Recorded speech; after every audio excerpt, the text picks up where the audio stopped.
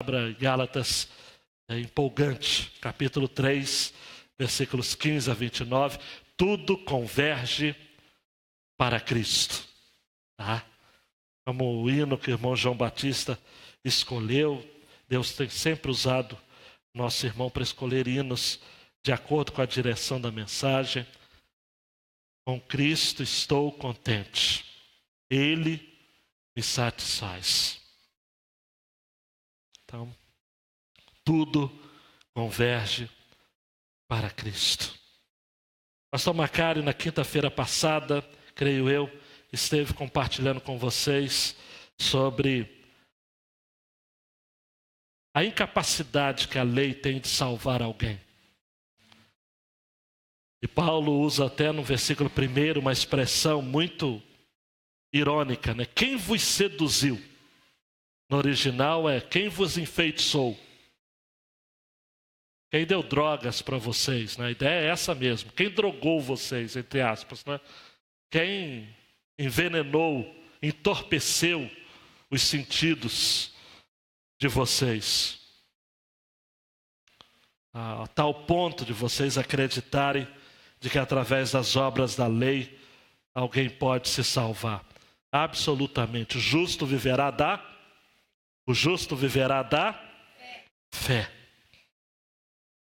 E agora então, prosseguindo, 15 a 29, tudo converge para Cristo. Irmãos, eu vos falarei em termos humanos. Embora feito por um homem, ninguém anula um testamento já validado, nem lhe acrescenta coisa alguma. Assim, as promessas foram feitas a Abraão e a seu descendente. A Escritura não diz e a teus descendentes, como se falasse de muitos, mas como quem se refere a um só, e a teu descendente, que é Cristo. E eu afirmo, a lei, que veio 430 anos mais tarde, não anula o testamento antes ali dado por Deus, cancelando a promessa. Pois se a herança provém da lei, já não provém mais da promessa, mas foi pela promessa que Deus a concedeu gratuitamente a Abraão. Então, para que serve a lei? Ela foi acrescentada por causa das transgressões, até que viesse o descendente a quem a promessa havia sido feita, e foi ordenada por meio de anjos, pela mão de um mediador. Entretanto, o mediador não representa apenas um, mas Deus é um só. Então, será a lei contrária às promessas de Deus? De modo nenhum. Pois se tivesse sido dada uma lei que pudesse conceder vida à justiça, na verdade seria pela lei. Mas a Escritura colocou tudo debaixo do pecado, para que a promessa fosse dada aos que creem pela fé em Jesus Cristo. Mas, antes que viesse a fé, éramos mantidos debaixo da lei e nela confinados para a fé que haveria de ser revelada. Desse modo, a lei se tornou nosso guia para nos conduzir a Cristo, a fim de que pela fé fôssemos justificados. Mas sendo chegado à fé, não estamos sujeitos a este guia, pois todos sois filhos de Deus pela fé em Cristo Jesus. Porque todos vós, que em Cristo fostes batizados, vos revestistes de Cristo. Não há judeu nem grego, não há escravo nem livre, não há homem nem mulher, porque todos vós sois um em Cristo Jesus. E se sois de Cristo, então sois descendência de Abraão e herdeiros, conforme a promessa. Você pode dizer amém? Dê um clique aí, João Marcos, e quero deixar vocês lerem esta frase, nossa grande ideia desta passagem, e depois você, em oração, vai pedir para que Deus esteja realmente sedimentando no seu coração esta verdade.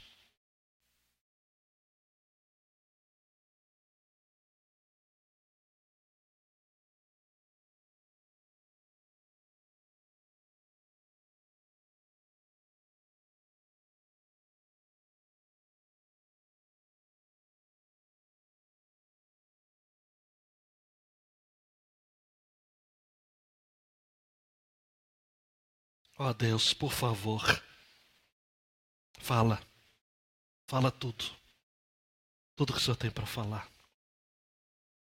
No nome de Jesus. Amém. Amados, com temor e tremor, eu lhes apresento o resumo dessa passagem. Em Cristo, a promessa que Deus deu a Abraão é validada. Nós vamos daqui a pouco relembrar, para quem não tem em mente, que promessa foi essa. Só vou dar uma dica, Gênesis 12, de 1 a 3 e o verso 7. A lei cumpre seu propósito. A lei que veio 430 anos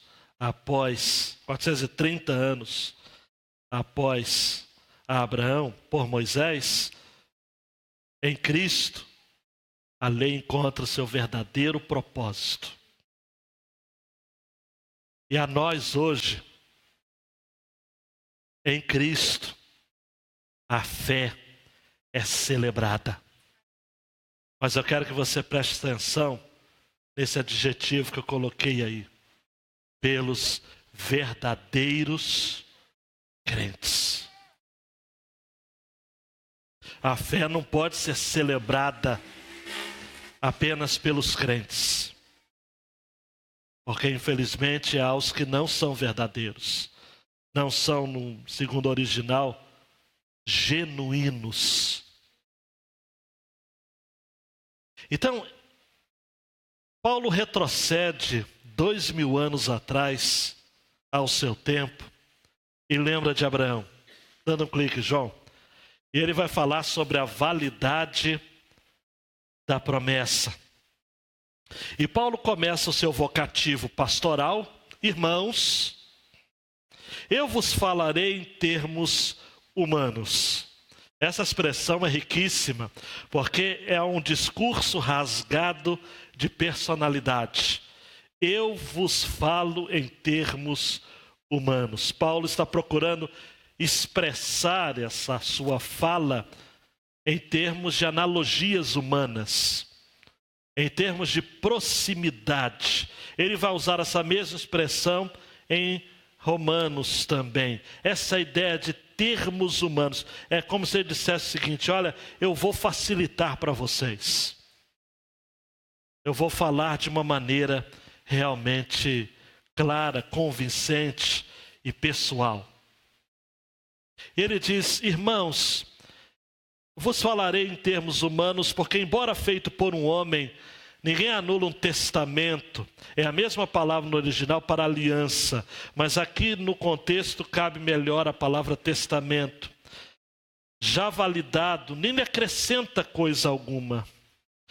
Assim, versículo 16, as promessas feitas a Abraão, e aí ele introduz esta palavra que vai ser chave nessa porção, aparece 4 vezes, somente dos versos 15 a 18, e 9 vezes em toda a carta, a palavrinha promessa e seus derivados. A palavra promessa diz respeito a um anúncio, a uma proclamação, mas mais do que isso, dá a ideia de algo a ser prometido, tanto em termos de conteúdo, quanto em termos de quem vai receber essas propostas, quanto da ideia do que se vai ganhar através dessas promessas, dessas propostas, desses anúncios. Nós vamos ver um texto aos Efésios que Paulo vai dizer sobre o povo que estava alheio às promessas. É um termo teológico muito rico. Valeria a pena um olhar concentrado apenas neste termo, as promessas. Deus é um Deus de promessas. A aliança está estabelecida por meio de promessas. Deus disse, por exemplo, a Abraão: em ti serão benditas todas as famílias da terra. Eu vou estar com você, eu vou estar acompanhando a sua vida. O nosso Deus, amados, ao longo da nossa história também, vive repetindo as suas promessas. No versículo 16 aparece a palavra no plural, as promessas feitas a Abraão e a seu descendente. Eu não vou ler para vocês, mas por que aparece no plural? Porque essas promessas vão ser repetidas. Gênesis 12, 1 a 3, Gênesis 13, 14 a 17, Gênesis 15, 18, Gênesis 17, 1 a 14, Gênesis 22, 15 a 18. O nosso Deus não é apenas um Deus que profere as suas bênçãos, mas Ele repete essas suas proclamações, essas suas promessas, esses anúncios graciosos. Por que Deus se repete? Porque nós nos esquecemos. Porque nós somos fracos demais, frágeis demais. A ideia aqui, amados, e esse é o entendimento central dessa porção, é de que Cristo recebeu uma promessa, a mesma promessa que havia sido dada a Abraão, havia sido confirmado, ratificada por Moisés na lei, porque a lei não anula a promessa, e essa mesma promessa é dada a nós. Essa promessa é atemporal, isto é, não sofre qualquer tipo de efeito pelo tempo. A promessa não é personalista, isto é, não é apenas para um grupo de pessoas. A promessa é indistinta, por isso que ele vai terminar falando de que em Cristo não há judeu, nem grego, nem homem, nem mulher, nem escravo, nem livre. Todos nós, amados, podemos e devemos receber das promessas de Deus, dadas a Abraão, confirmadas por Moisés, conquistadas por Cristo na cruz do Calvário. Pela fé nos aproximamos de Jesus e conhecemos então as promessas. Paulo vai dizer em 2 Coríntios 1, 18 a 20, antes como Deus é fiel, a nossa palavra para convosco não foi sim e não, porque o Filho de Deus, Jesus Cristo, que entre vós foi pregado por nós, isto é, por mim, Silvano e Timóteo, não foi sim e não, mas nele houve sim. Aí preste atenção, se segure na cadeira, porque todas quantas promessas há de Deus são nele sim, e por ele o amém, para a glória de Deus por nós. Eu não sei se você vai concordar com isso, mas a grosso modo, eu mesmo já disse isso aqui em termos didáticos, nós falamos que Deus tem 3 modos de responder a nossa oração: sim, não e espere. Mas se a gente for estrito sensu, se a gente for específico mesmo, for assim, literalista, Deus só tem uma resposta, e é sim. Porque nele está o sim, nele está o amém, que significa assim seja, para a glória de Deus por nós. Então, quando Deus diz não a algo que você pede, na verdade é um sim. Você recebe essa palavra, diga amém. Você que está cheio de nãos aí, entende? É o sim. Porque nele está o sim. Nele está o amém. Então, todas as promessas, Paulo usa essa expressão, amado, 2 Coríntios 1, 20, para quem não anotou, todas quantas promessas há de Deus são nele, sim, por ele o amém, para a glória de Deus por nós. Ainda sobre as promessas, amados, porque diz o texto assim, versículo 16, a Escritura não diz e a teus descendentes como se falasse de muitos, mas como que se refere a um só, a teu descendente, que é Cristo. Então Paulo aqui faz uma reinterpretação de Gênesis 12, 1 a 3, ele pode fazer isso porque é um autor inspirado, e ele vai dizer de que aquela expressão que está em Gênesis, em ti serão benditas todas as famílias, e eu estarei com a tua descendência, com a tua semente, na realidade, Abraão não estava se referindo a uma descendência genética pura e simplesmente, mas uma descendência espiritual, porque ele estava apontando para Cristo. E vamos falar um pouco sobre essa promessa. Essa promessa tem um conteúdo. Essa promessa não é um carro novo, não é uma casa nova, não é uma prosperidade, não é ser filho do rei. Uma promessa tem um conteúdo. O conteúdo é vida eterna. 1 João 2, 24 e 25. Portanto, que desde o princípio ouvistes, permaneça em vós. Se em vós permanecer o que desde o princípio ouvistes, também permanecereis no Filho e no Pai. E esta é a promessa. Repita comigo, e esta é a promessa. Que Ele nos fez a vida eterna. A vida eterna. O conteúdo da promessa é a vida eterna. Por isso que nós somos peregrinos, por isso que nós estamos com o pé na estrada. Por isso que nós temos a nossa casa permanente nos céus. Não é aqui. Por isso que estamos em viagem. Porque temos, amados, como promessa a vida eterna. Esse é o conteúdo. Quem são, amados? Preste atenção, os herdeiros dessa promessa. Quem são os herdeiros dessa promessa? Os que são batizados em Cristo, os salvos. Gálatas 3, 27 a 29. Porque todos quantos fostes batizados em Cristo, já vos revestistes de Cristo. E nisso não há judeu, nem grego, não há servo, nem livre, não há macho, nem fêmea, porque todos vós sois um em Cristo Jesus. E se sois de Cristo, então sois descendência de Abraão. E preste atenção, herdeiros conforme a promessa. Preste atenção nisso, não se perca. Quem são os herdeiros da promessa? Os que são batizados em Cristo. Não são os que são batizados na igreja. Muitos que são batizados na igreja não são batizados em Cristo. São os que nasceram de novo. E aí, por fim, qual é a condição para receber a promessa? É preciso o quê? Fé. Romanos 4, 13 e 14.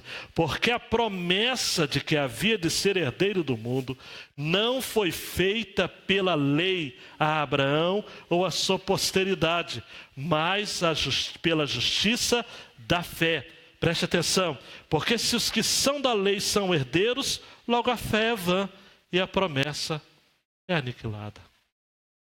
Não se trata, amados, de lei.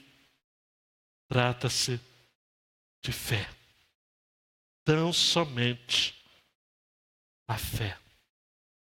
Então é muito bom, amados e amadas, relembrar o impacto eterno dessa promessa feita a Abraão. Uma promessa que não foi anulada pela lei que veio 430 anos mais tarde, absolutamente, porque diz o versículo 17, não anula aquilo que já foi validado por Deus, cancelando a promessa, porque se a herança provém da lei, já não provém da promessa, mas foi pela promessa que Deus a concedeu, preste atenção, gratuitamente a Abraão. Quando Deus, amados, apareceu a Abraão e disse, sai da tua terra, da tua parentela, da casa de teu pai, para a terra que eu te mostrarei, far-te-ei uma grande nação, abençoar-te-ei, engrandecerei o teu nome, tu serás uma bênção, abençoarei os que te abençoarem, amaldiçoarei os que te amaldiçoarem, em ti serão benditas todas as famílias da terra. E no versículo 7 vai dizer, Deus aparecendo a Abraão e dizendo, à tua descendência darei esta terra. Olha para mim, não se tratava, amados, a terra ali era apenas uma sombra, era apenas algo material, um símbolo para aquilo que estava para muito mais além. Preste atenção. Muito mais além. A lei, de maneira alguma, anula a promessa da salvação pela graça, porque tudo, versículo 18, foi feito gratuitamente. E a palavra gratuitamente aqui é a que diz respeito a algo que é dado, outorgado, concedido, como um prisioneiro que é solto ou uma dívida que é cancelada e perdoada. Não depende da lei. É promessa que não pode ser anulada, porque foi dada gratuitamente. John Stott vai dizer que com isso, Paulo chega à conclusão de que a religião cristã é a mesma religião de Abraão. É a religião da promessa. E todos os cristãos hoje desfrutam da mesma promessa que Deus deu a Abraão. Mas Paulo continuou no seu argumento, dando o segundo clique aí, João Marcos, falando, então para que serve a lei?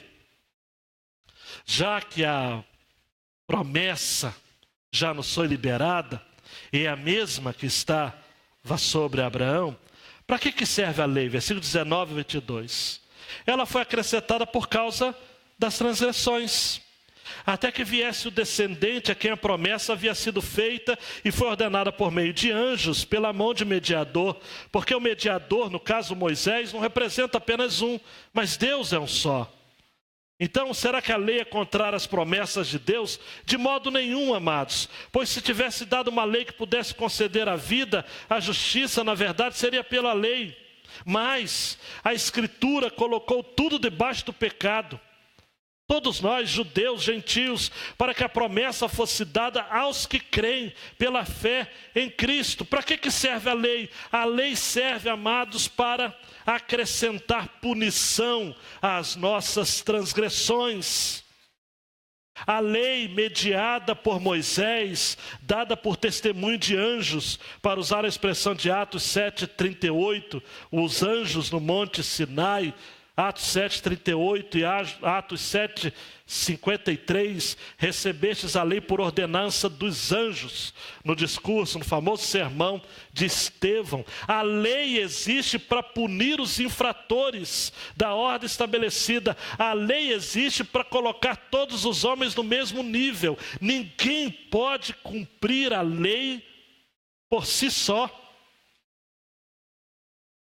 Todos somos transgressores, até mesmo porque, amados, o papel da lei não é regenerativo, o papel da lei é punitivo.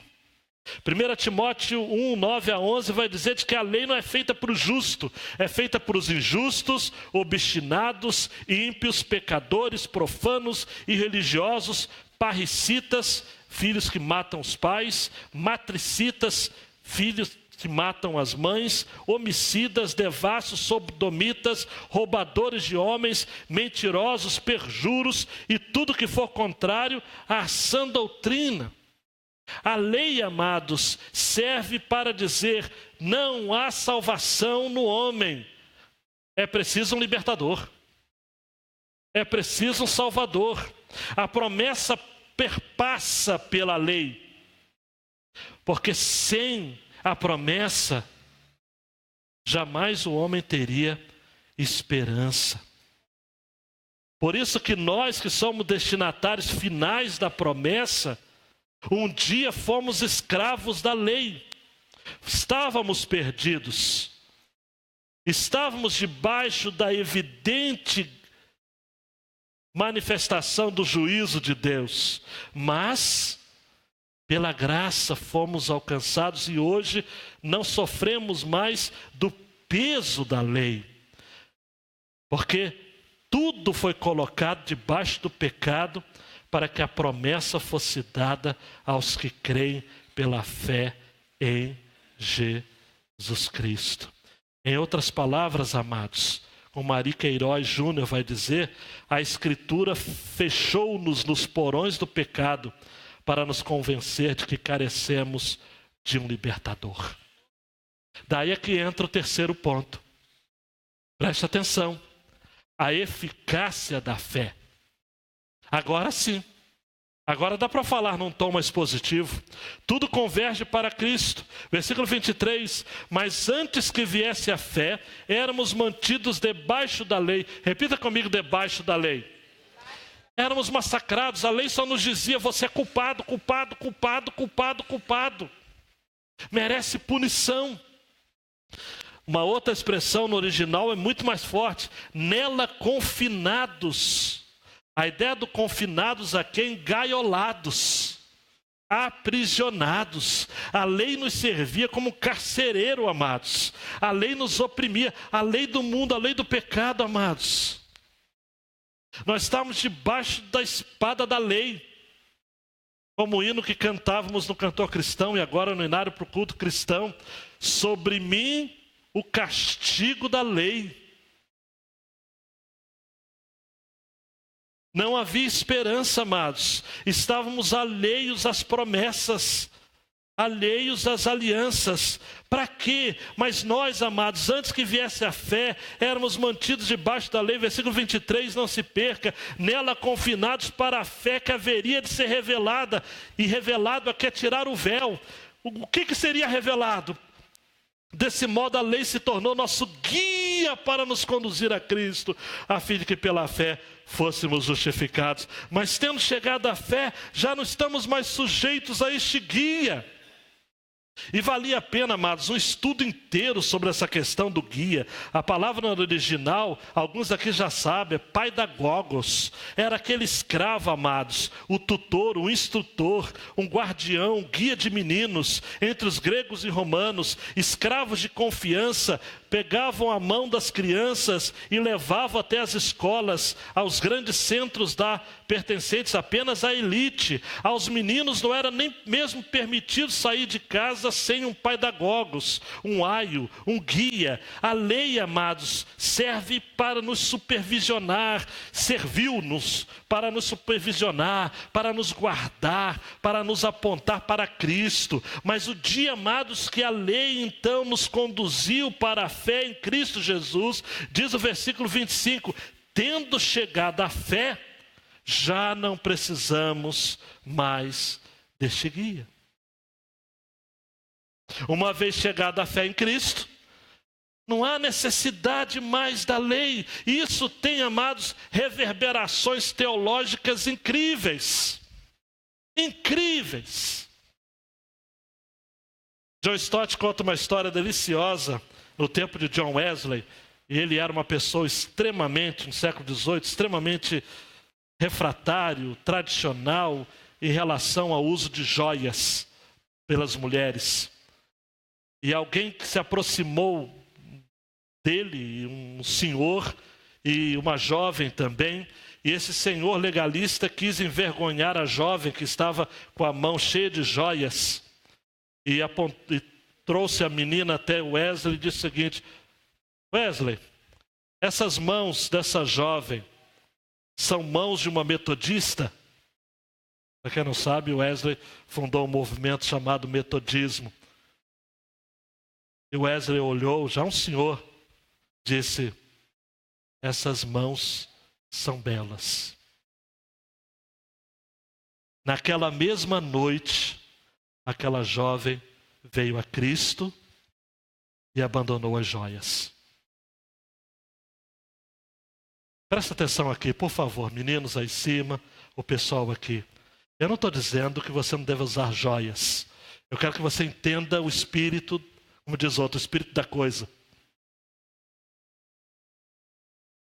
O homem mostrou, essas mãos, a jovem cheia de joias, são mãos de uma metodista. Wesley ignorou por algum tempo as joias. Olhou para as mãos. A jovem recebe a Jesus e por ela mesma abre mão das joias. Quantas pessoas, amados, nós queremos levar para Jesus, mas a gente quer primeiro que elas parem de tudo. Parem de fumar, parem de beber, se vistam decentemente, mudem o vocabulário. Quem tem trejeitos homossexuais começa a engrossar a voz ou afinar a voz, dependendo do caso. de um jeito, do outro. O Evangelho, a graça, vê a beleza do ser humano. Cristo, a seu tempo, liberta o ser humano das suas joias de pecado. Você compreendeu? Levanta a mão assim. Essa é a ideia.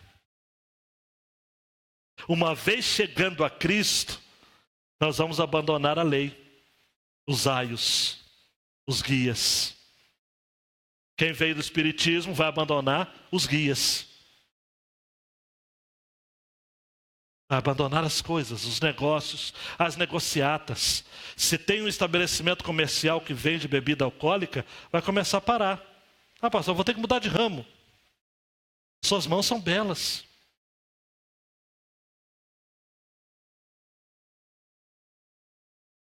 Tem que abandonar. Mas em Cristo.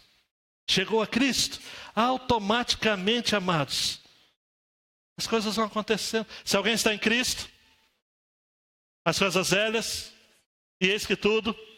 Precisa de lei, então, estabelecer, não pode. Automaticamente.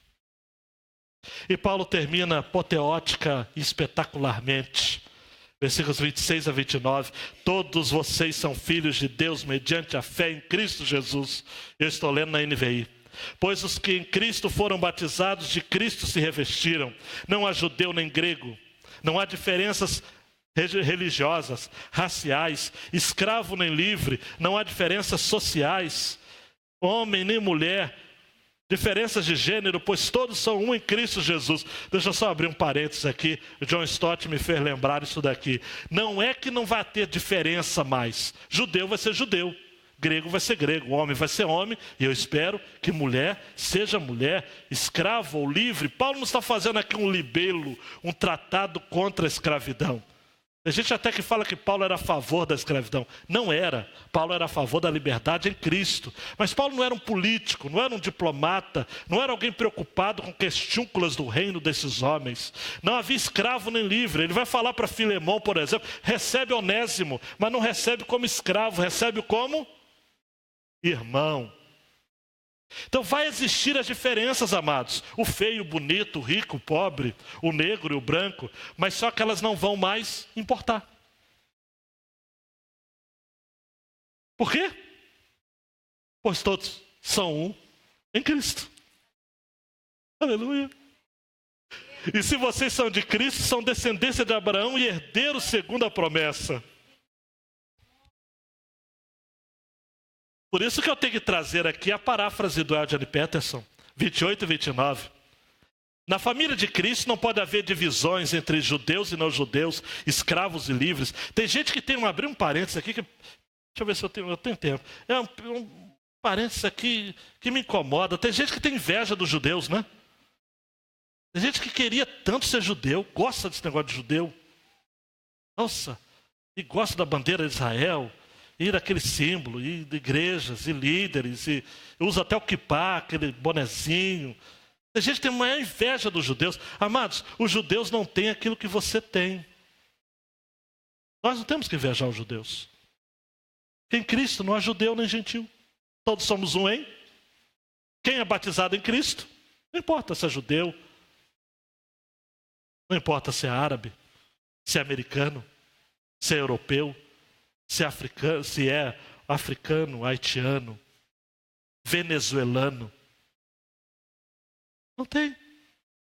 Entre vocês, Eugene Peterson, todos são iguais. Isto é, todos nós estamos em um relacionamento comum com Jesus Cristo. E agora, eu gosto dessa tradução dele, que são a família de Cristo, vocês também são os famosos descendentes de Abraão, herdeiros de acordo com as promessas da aliança. Eu gosto dessa ideia do Peterson. Famosos descendentes de Abraão. Amados, aquilo que Abraão não viu, você viu. Apesar que ele viu a Cristo, né? João capítulo 8 vai dizer, ele viu a Cristo e se alegrou. Mas muito das promessas que foram ditas a Abraão, Ele não viveu. Sabe a questão da terra? Sabe qual foi a única terra que teve no nome de Abraão?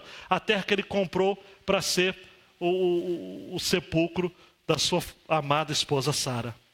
O único chão que ele pôde dizer que era dele era o chão onde foi enterrado. É assim também com muitos de nós, né? Nós não somos daqui, amados.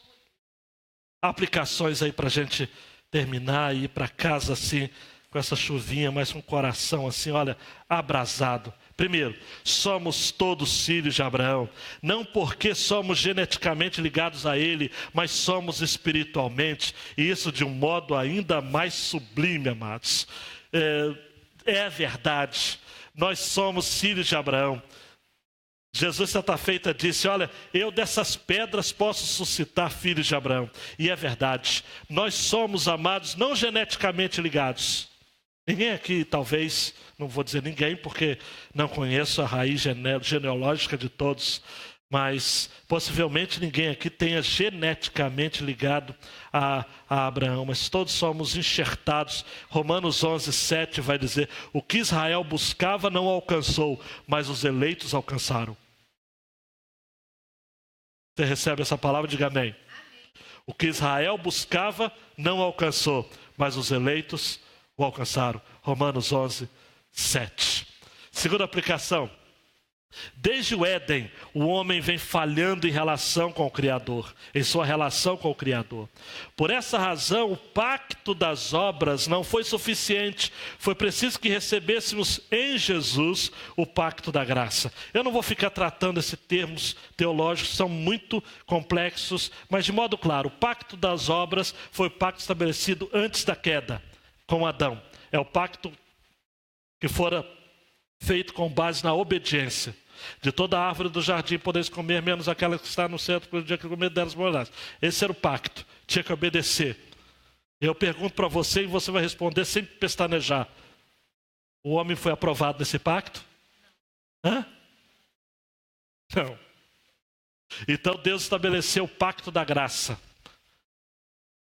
onde tudo estaria apontado para alguém que viria adiante.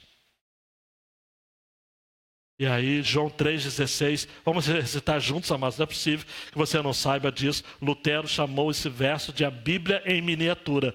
Vamos lá. Porque Deus, de tal maneira que deu seu Filho unigênito, para que todo aquele que nele crê, não pereça, mas tenha...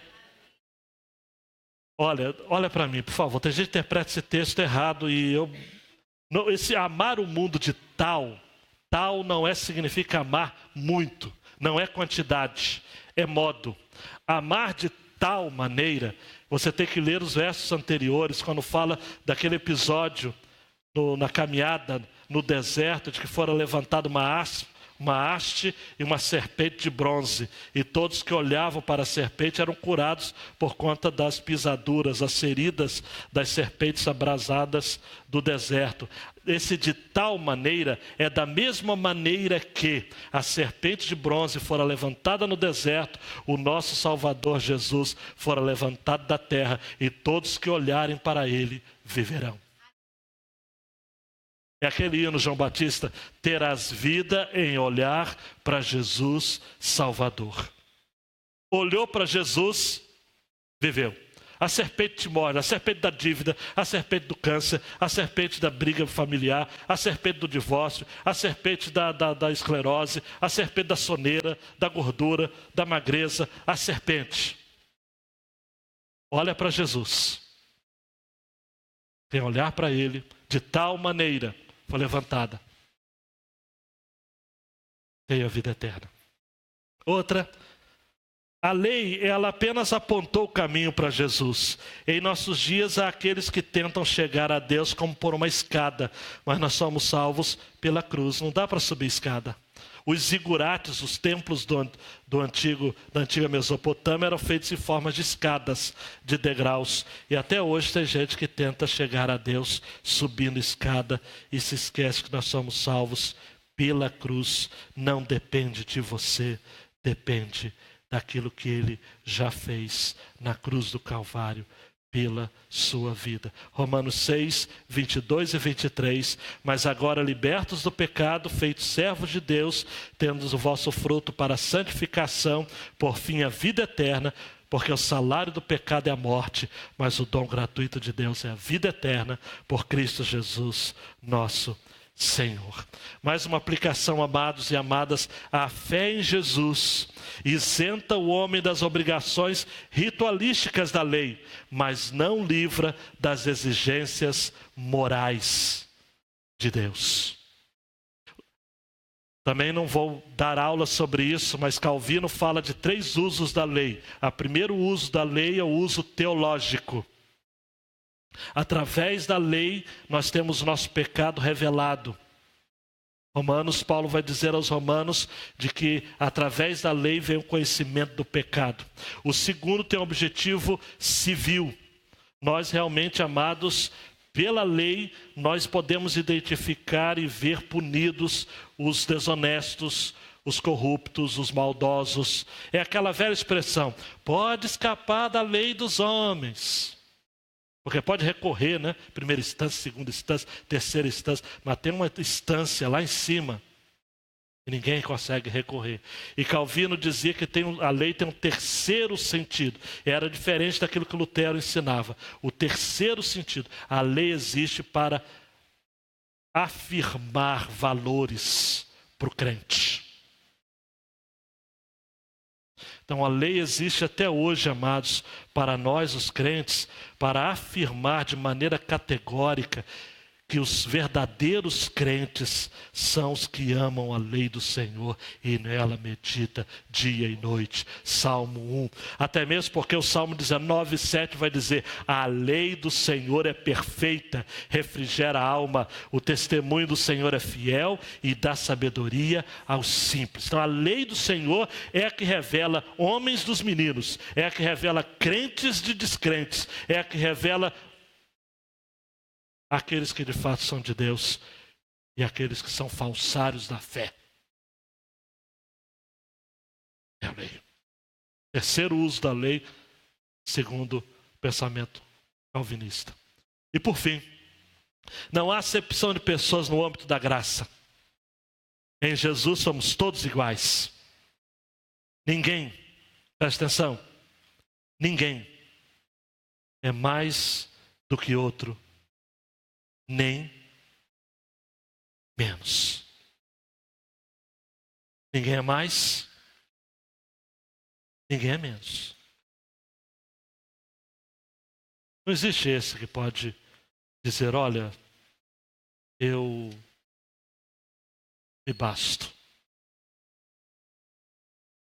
Dá um clique final, João Marcos, por favor. Em Cristo, a promessa que Deus deu a Abraão é validada, a lei cumpre o seu propósito e a fé é celebrada pelos verdadeiros crentes. Eu quero terminar com uma história que você conhece e que está registrada em Lucas 18. Olha para mim, por favor. 2 homens sobem ao templo para orar. Pode não haver muita diferença exterior entre o verdadeiro e o falso crente. Os 2 foram ao templo para orar. Um era fariseu, que significa separado, santo. Muita gente tem nome de crente, cheiro de crente, veste de crente, papo de crente, mas é fariseu. Brennan Manning fala do eu fariseu. E o outro publicano, à margem da sociedade, dito como traidor, porque trabalhava para Roma. Preste atenção. O fariseu de pé orava consigo mesmo, porque o falso crente pode orar. E alguns oram, e oram bem. Magnífico Deus! Tem cargo na igreja, voz impoluta. Ó Deus, graças te dou, porque não sou como os outros homens. E era verdade. Ladrões, injustos, adúlteros, nem mesmo como este publicano. Jejuo 2 vezes por semana, dou o dízimo de tudo quanto ganho. Era mentira? Sim ou não? Não, o falso crente também é assim, amados. Abnegado, dedicado. Figura realmente, como diz o pessoal aí, acima de qualquer suspeita. Mas o publicano, em pé e de longe. Repita comigo, de longe. Porque o verdadeiro crente, amados, nem sempre ele está nos holofotes. Tem muito verdadeiro crente aí, amados, escondidinho, hein? Ninguém vê, ninguém nota, ninguém conhece o nome. É um Zé da vida, uma Maria da vida, gente comum, de longe. Nem mesmo levantava os olhos aos céus. Gente, tem muito verdadeiro crente aí que não, exteriormente não tem aquelas manifestações de adoração, de dançação, de reteté, de... Não, aparece ali, de longe, e nem mesmo levantando os olhos, mas lamentava-se profundamente. Repita comigo, profundamente. A ideia, amados, desse verbo profundamente, literalmente, é batia no peito e dizia: ó Deus. O mesmo começo da oração do fariseu, ó Deus. Os dois oram direitinho, até aqui. Porque a diferença é de que o fariseu orava se comparando aos outros, e o publicano orava olhando só para si. Ó Deus, tem misericórdia de mim, um pecador. Um tinha consciência do que não era em comparação com o outro tinha consciência do que era, comparando-se ao Deus Todo-Poderoso e Misericordioso. Você sabe do final, né? Este desceu justificado para casa e não o outro, porque aquele que se exaltar será humilhado, e o que se humilhar será exaltado. Não vale a pena terminar, amados, citando textualmente Romanos 5:1. Portanto, justificados pela fé, temos paz com Deus, por meio de nosso Senhor Jesus Cristo. Em Cristo, acerca da pergunta, quem sou eu? Que é uma das perguntas mais incríveis e opressoras da existência humana. Você pode dizer: em Cristo, eu sou um filho de Deus. Em Cristo, eu estou unido com o povo remido de Deus, no passado, no presente e no futuro. Em Cristo, eu descubro a minha identidade. Em Cristo, eu sei onde ponho os meus pés. E por final, amados, em Cristo, eu volto para casa. Fica de pé, meu querido e minha querida. Estenda suas mãos assim diante do Senhor e diga: Senhor, em Cristo. Em Cristo a promessa que Deus deu a Abraão é validada. Estenda suas mãos. A lei cumpre o seu propósito. Porque antes você estava debaixo dela, confinada. Era um carcereiro. Depois um guia, um pedagogos, um tutor. Mas quando você chegou a Cristo, pela fé, as joias do pecado foram liberadas. Você abriu mão delas. E hoje você pode dizer: eu sei quem sou, eu sei de onde eu vim, eu sei por que eu estou aqui, e mais importante, eu sei para onde eu vou. É por aí. Oh Deus, muito obrigado. Nós não poderíamos sobreviver, ó Pai, esse dia, esse finalzinho de dia, sem antes ouvirmos essa palavra. O Senhor nos trouxe aqui para isso. para falar de que tudo converge em Cristo. Termos, ó Pai, doutrinas, enunciados complexos, porque a sua palavra é muito rica. E a nossa mente é muito rasinha, muito finita. Mas obrigado porque o Senhor falou a nós. Eu creio que em termos humanos, como diz o apóstolo Paulo, eu falei em termos humanos. Eu creio que a tua igreja foi edificada nesta noite. Deus, aqueça o nosso coração. Deus, faça pessoas aqui refletirem se são verdadeiros ou falsos crentes. Está na hora, ó Pai, dos fiéis se manifestarem. Torna-nos, meu Deus, conscientes disso. Trabalha na sua igreja. Prepara a tua igreja para este ano, para os desafios que temos. Deus, chega de brincar de ser crente. Chega de fingir que você é crente. Chega de imitar outros crentes. Queremos, ó Pai, viver as suas promessas. Queremos entender o propósito que Cristo deu à lei, nos sentidos que estivemos estudando nesta noite. E, sobretudo, faça-nos festejar enquanto caminhamos, andando e chorando, pela fé, prosseguindo, peregrinando em direção à nossa verdadeira casa. Por favor, Deus, faça isso no nome de Jesus, a partir de hoje, agora, no nome de Jesus. Amém e amém. Acesse, meu querido, minha querida, e diga a Deus: vai queimando meu coração.